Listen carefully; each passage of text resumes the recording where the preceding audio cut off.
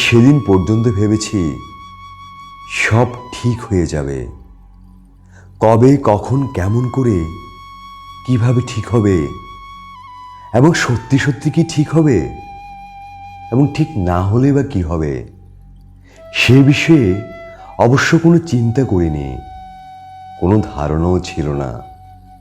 শুধু কোথায় কেমন একটা আলগা বিশ্বাস ছিল। মনে মনে ধরে রেখেছিলাম একদিন সব ঠিক হয়ে যাবে। আমলকি গাছের ভেতর থেকে কোনো কোনো রাতে যেরকম ঝিরিঝিরি বাতাস ও বাতাসের শব্দ আসে, যেভাবে লেবু পাতা ছিঁড়ে হাতে ঘষলে এক হারিয়ে যাওয়া অরণ্যের গন্ধ ভেসে আসে,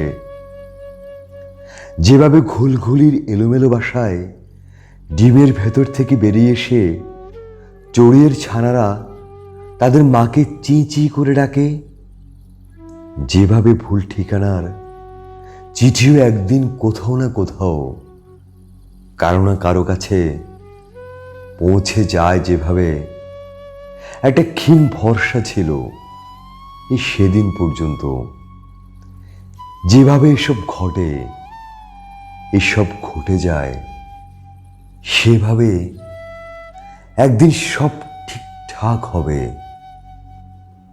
আমার কিছু করণীয় নেই, শুধু বসে থাকার অপেক্ষা।